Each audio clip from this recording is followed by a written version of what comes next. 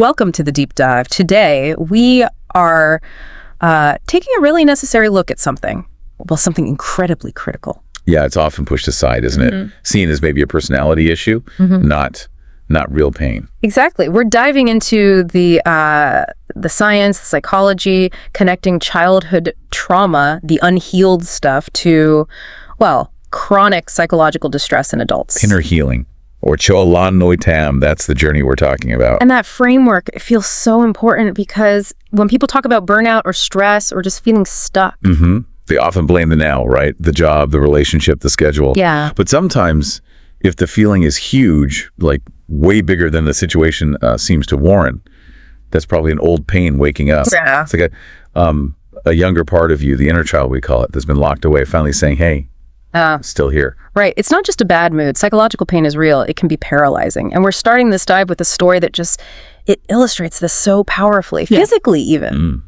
The 16-year-old girl? Yes.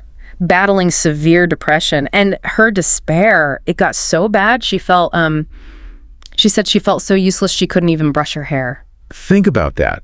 That gives you such a visceral sense of what emotional unworthiness feels like. It's not laziness.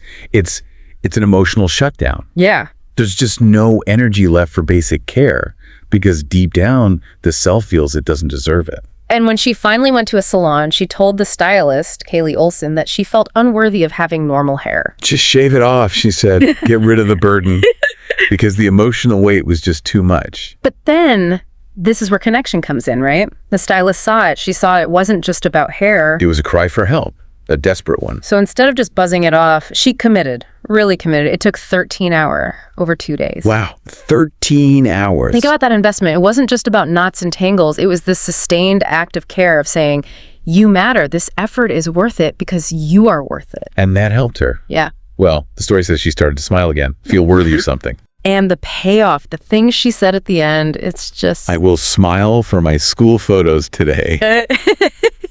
You help me feel like myself again. That line, feel like myself again.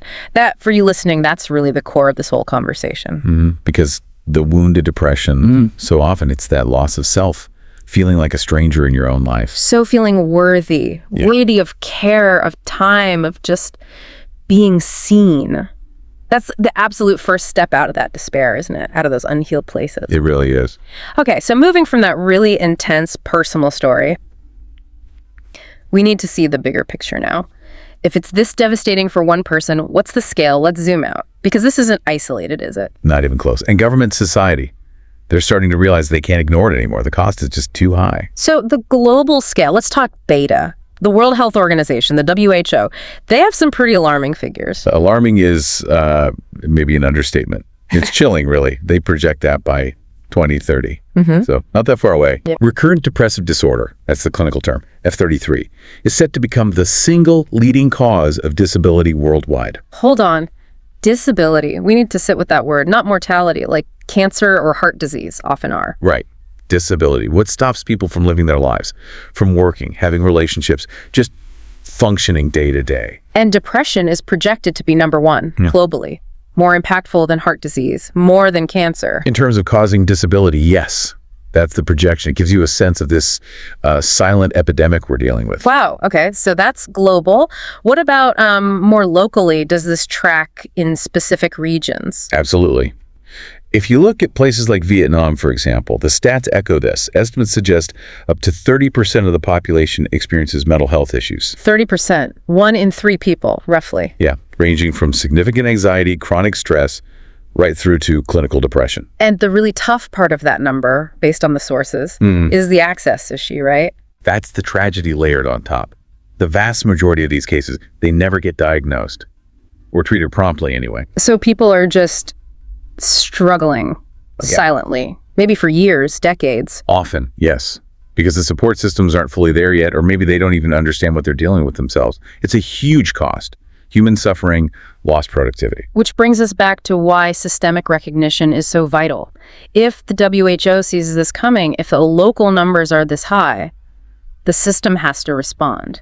And it is beginning to. It's slow, but it's happening. For instance, the Ministry of Health recognizing recurrent depressive disorder, F33, as one of the 62 rare and severe diseases. That's significant. That classification itself says a lot, doesn't it? It's not just feeling blue. It's a serious, debilitating condition needing proper support, like any other major illness. Exactly. It signals that this needs dedicated medical resources, financial support. And that leads to the policy changes, the practical help. What's happening there? Well, this is a major step. Starting January 1st, 2025, patients diagnosed with F33 or any of those 62 conditions will be entitled to 100% health insurance coverage, BHYT coverage. 100%. That's huge. Okay. Because specialized mental health care, long-term therapy, medication, that can be prohibitively expensive. Absolutely. It often creates this awful cycle, right? The illness makes it hard to work, so you lack funds, but you need the funds for treatment. Yeah.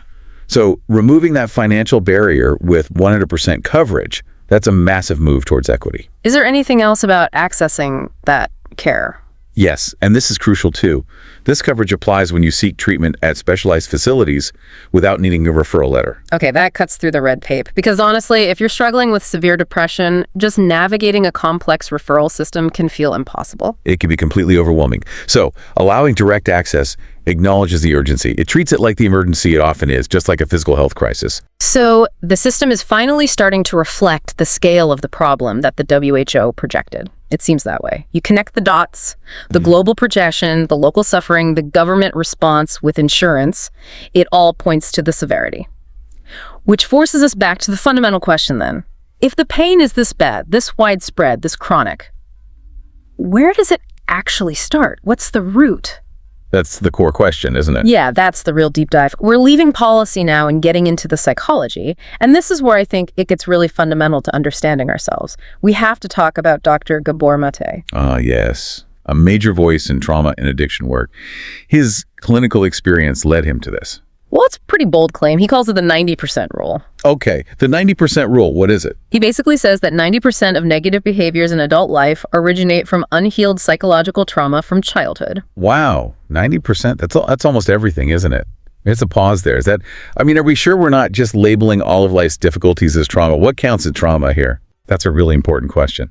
And it means we need to broaden our definition, maybe. It's not always about what people call big T trauma, like a major accident or abuse, what's called shock trauma. Okay. Dr. Mate and developmental psychology in general also focuses on developmental trauma. This isn't just about bad things happening to you. It's also about good things not happening for you. Like what?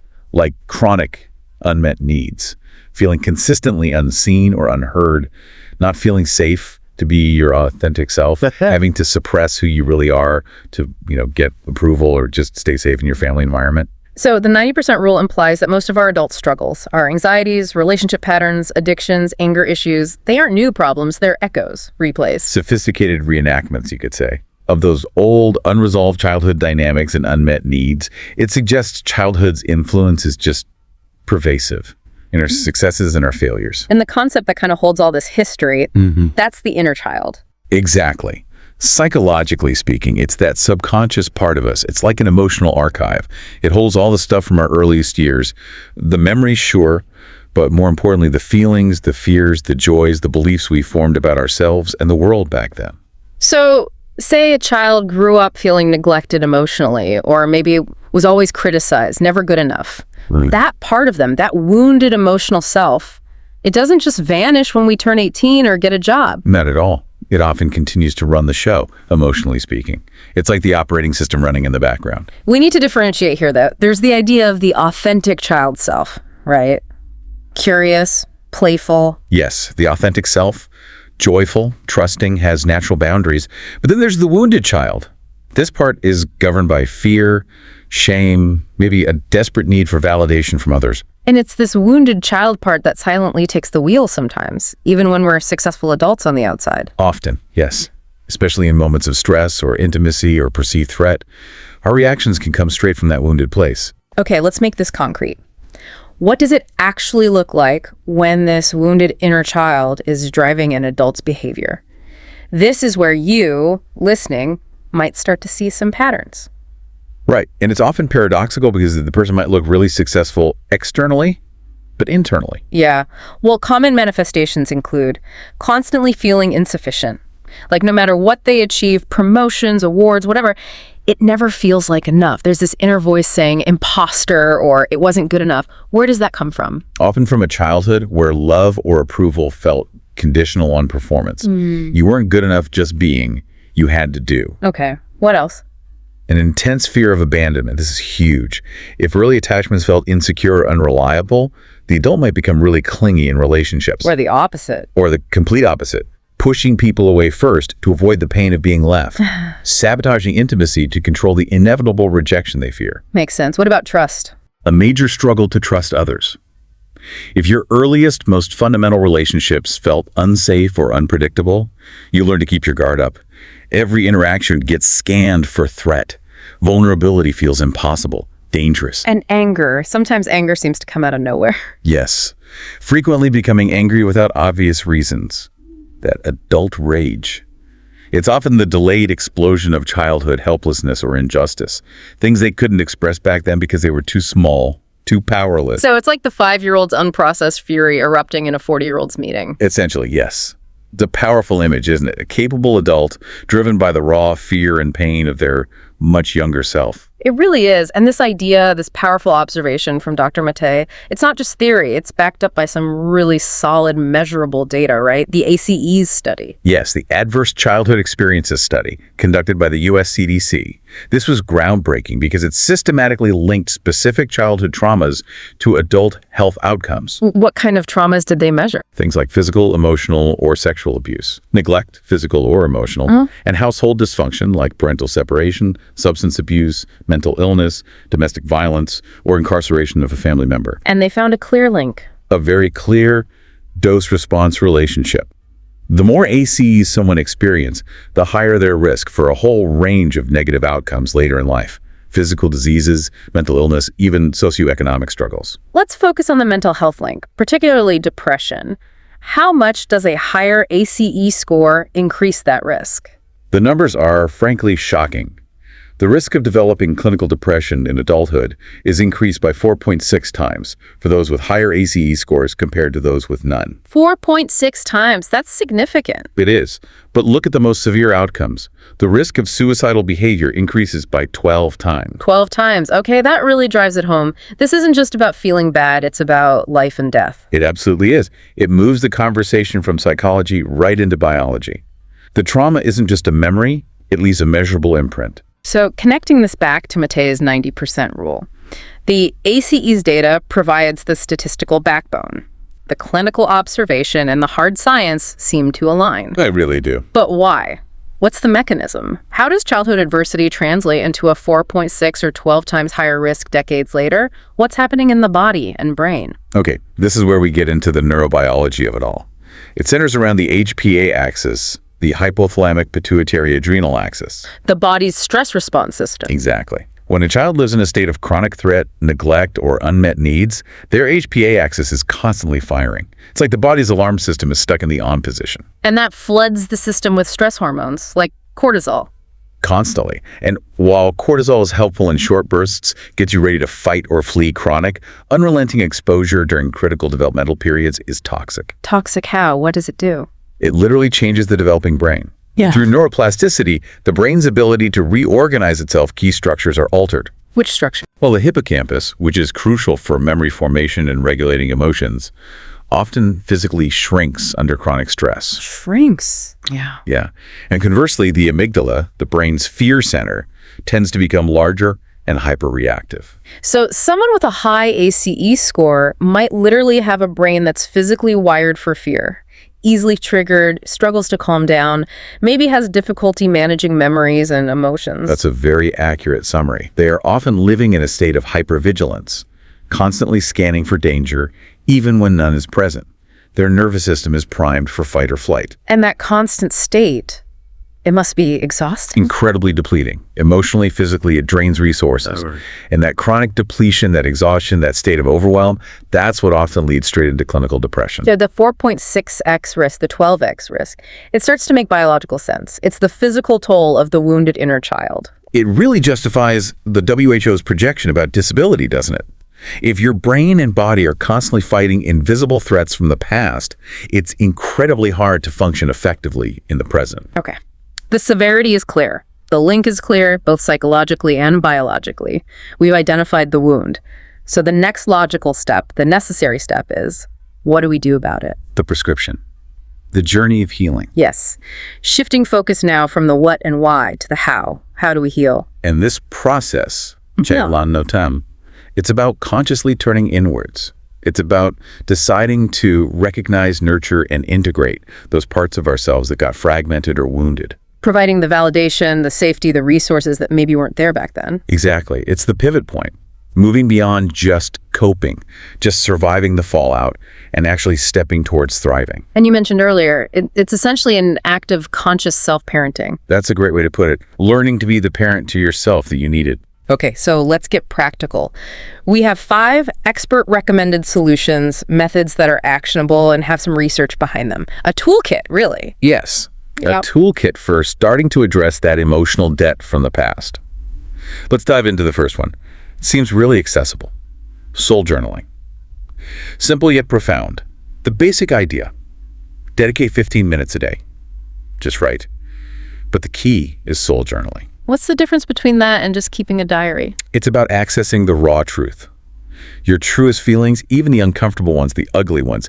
If you're angry, you write about the anger, what it feels like, where it sits in your body, what thoughts come with it. Not just, I was angry today. And why does getting it out on paper help? Because repressed feelings don't just vanish, they fester. They leak out sideways as anxiety or fatigue or irritability. Journaling provides a safe container to release them, to externalize them. It gets them out of your head, onto the page. Exactly. And then something else happens. It allows for what psychologists call cognitive restructuring. You can look at the negative self-talk written down, that wounded child's voice, and your adult self can start to question it, challenge the narrative. The page becomes a mirror, reflecting the inner dialogue. Could you give an example? How might someone structure this 15 minutes? Sure. You could use prompts, like, what story am I telling myself right now? Or, if my inner 5-year-old could speak, what would they say? Or maybe, what do they need to hear from me, my adult self, today? Or even a dialogue. Yes. Write a few sentences as that wounded part express its fear or sadness. Then write a response as your wise, compassionate adult self, offering validation, reassurance, safety. And there's evidence this works. Definitely. That University of Texas study, for instance, it showed regular expressive writing doesn't just reduce stress markers, it actually improves emotional regulation. You get better at noticing and managing those big feelings instead of being swept away by them. Okay, method 1, soul journaling. What's number 2? Number 2 tackles the physiological side we just discussed, the stressed nervous system. It's healing breath meditation. Right, because the trauma lives in the body, in that HPA axis activation, the fight or flight response. How does breathing change that? It's an incredibly direct way to influence your autonomic nervous system. Okay. You only need maybe 10 minutes a day. The focus is consciously controlling your breath. How does that contrast with, like, trauma breathing? Well, when we're triggered or stressed, our breath gets shallow, rapid. That's the sympathetic nervous system fight or flight. Yeah. Consciously slowing your breath down, especially the exhale, sends a powerful signal to your body that you're safe. It helps reduce that constant cortisol output. More importantly, deep, slow breathing, particularly lengthening the exhale, activates the vagus nerve. And the vagus nerve triggers the parasympathetic nervous system, the rest and digest state, the heal and restore state. Right. If you're healing trauma, you need to intentionally signal safety to your body over and over. Breath work is that signal. Is there research on this too? Oh, absolutely. Harvard Medical School research indicated that regular meditation practice can significantly reduce anxiety symptoms, sometimes by up to 60%. It's not just about feeling relaxed, it's actively rewiring the nervous system's response to stress. Is there a simple technique someone could try? A very common one is the 4-7-8 breath. Inhale quietly through your nose for 4 counts. Hold the breath gently for 7 counts. Exhale slowly and completely through your mouth for 8 counts. Repeat that cycle a few times. It's physically difficult to stay in high alert when you're exhaling that slowly. Okay, so journaling for the mind, breath work for the body. What's the third method? This one feels very central. Connecting with the inner child. Yes. This is about direct, intentional communication with that younger part of yourself. It's consciously offering the validation, the love, the safety that might have been missing. Addressing the core wounds directly. Precisely. If the wound is about feeling unseen, unworthy, unsafe, we need to speak directly to that wound. And the exercise mentioned is writing a letter to your childhood self. How do you make that effective? Not just sentimental. It has to be specific, targeted. You need to offer the exact words that child desperately needed to hear but didn't. You're counteracting the negative beliefs they formed. Like what kind of messages? You are worthy of love, just as you are. You didn't do anything wrong by having needs. It wasn't your fault that the adults around you couldn't meet them. You deserved better. Simple, powerful truths. You become the consistent, loving presence. Yes, the source of unconditional positive regard that maybe wasn't available externally back then. This sounds like what Carl Jung talked about, right? Integrating the different parts of the self, bringing the shadow, or in this case, the wounded child, into the light. Exactly. It's about integration, making peace with that part, welcoming it home. Because when that wounded child feels safe and seen by the adult self, it can finally relax. It doesn't have to act out anymore through adult behaviors. It helps restore that fundamental sense of inner safety. If I feel safe inside myself, with myself, then the outside world feels less threatening. Precisely. The integration is key. The adult self can't fully mature if it's still at war with or ignoring the child it once was. Okay. Method 4 acknowledges that sometimes words aren't enough. Art therapy? Yes. Because trauma, strong emotions, they often live pre-verbally in sensations, images, gut feelings. Sometimes trying to force them into language just doesn't work, or can even feel re-traumatizing. So how does art help? It uses nonverbal means painting, drawing, maybe sculpting with clay, even simple things like scribbling with crayons to express those deep inner states. It bypasses the thinking brain, the prefrontal cortex. And goes straight to the emotional center. Right to the limbic system, where a lot of that implicit emotional memory is stored. It's a way to release repressed emotions without having to perfectly articulate them first. So if someone felt silenced or choked up as a child, they might not need to find the words. They could just draw that tightness or use colors to show the feeling. Exactly. They could paint the feeling of chaos, sculpt the feeling of being trapped. The act of creation itself, of giving the feeling form outside of yourself, that's the therapeutic part. You don't necessarily need a complex interpretation. It's about release and externalization. A different way to get it out. A very powerful way, especially when words fail. Okay, journaling, breath work, inner child connection, art therapy, these are all things people can explore themselves. But the fifth method stresses the importance of help. Professional consultation. Absolutely crucial. While self-help tools are vital, sometimes the trauma is too deep, too complex, especially with CPTSD, complex trauma from ongoing experiences, or the symptoms are just too overwhelming. So reaching out to a therapist isn't a sign of failure. Not at all. It's a sign of strength and self-awareness. It's recognizing you need a skilled guide and a safe container for this work. What does a professional bring that self-help might lack? Several things. An objective perspective, they can see patterns you're too close to notice. Containment deep trauma work can be very destabilizing, and a therapist helps you navigate it without getting completely overwhelmed or re-traumatized. And specific techniques, right? Yes. Trained therapists can offer specialized trauma modalities that you simply can't do on your own safely or effectively. Things like EMDR. Eye movement, desensitization, and reprocessing. Right. Or somatic experiencing, which works directly with the body's trauma responses. Or specific forms of trauma-informed cognitive behavioral therapy.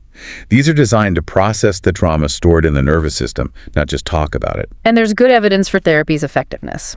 Very strong evidence. The American Psychological Association, the APA, cites research showing that for many common issues, around 75% of people who enter therapy show some benefit. Often significant improvement within just 6 to 8 sessions for certain approaches. So therapy provides structure, safety, and specialized tools when needed. Exactly. Especially in the initial stages or with more severe histories, it can be absolutely essential. So these 5 methods, soul journaling, healing breath, inner child connection, art therapy, and professional consultation, they're not necessarily steps 1 through 5, are they? No, not at all. They're more like a constellation of tools. You might use several concurrently. They reinforce each other. It's all part of that process of recognizing, nurturing, and integrating those wounded parts, bringing the inner child and the wise adult into partnership. Okay. So as we wrap up this deep dive, let's revisit the core purpose. If we do this work, this turning inward, this integration, what's the ultimate goal? What's the result? Well, I think the first thing to understand is that healing isn't about fixing yourself. Yeah. Because the premise that you are fundamentally broken is flawed. You're not a broken machine needing repair. Exactly. It's more about returning to the purest part of you, The authentic self that was always there, underneath the layers of fear, shame, and defensiveness that got built up as survival strategies. Peeling back those layers. Yes. And when you consistently show up for your inner child with these practices, journaling, breath work, kind words, maybe therapy, you become the reliable, loving caregiver that child always needed. You learn to self-parent. That's the key phrase again, self-parenting. And the core affirmation of that healthy self-parenting relationship, the thing to repeat, especially when fear or doubt creeps in, is simple but profound. I am always here for me. I am always here for me. Why is that so powerful? Because it directly counters the core wound of abandonment that underlies so much of this. If I am always here for me, reliably, consistently, then I can never be truly abandoned in the deepest sense. That fear loses its grip. And that internal safety, that self-trust, that's what allows us to finally let go of needing constant external approval. Or the reactive anger, the feeling of never being enough. It diminishes that need significantly. You start sourcing your validation, your safety, your worth from within. The frantic search outside starts to quiet down. There's a final thought from the source material that feels like permission. Permission to even start this journey. It says, you don't need to be strong forever. You just need to be honest with yourself. And that is enough to start healing. I love that. Because strong often means suppress the pain, push through, but this suggests the real strength is honesty, vulnerability. The courage to just look, to acknowledge the pain of that inner child, to validate their experience, accept their needs as real. That honesty is the beginning of the healing. It's incredibly brave. It really is. And before we finish, that safety reminder is critical given ACE's data. Absolutely. If you or someone you know is experiencing persistent signs, that feeling of uselessness we talk about, deep fatigue, losing interest in everything, and it lasts for weeks or more, please don't wait. Reach out for professional help, get a diagnosis, get support. Timely help makes a huge difference. We started this dive with a young girl feeling unworthy of basic care. We've ended talking about radical self-acceptance and becoming your own reliable parent. So the question to leave you, the listener, with is this. Thinking about Dr. Mattee's 90% rule. How might your life actually change day to day if you committed to building that inner safety? To truly learning to trust yourself, to reverse that old fear of abandonment by always being there for yourself? It's a profound question to consider. Until next time, keep exploring your inner world. That journey inward. It's the most important one you'll ever take.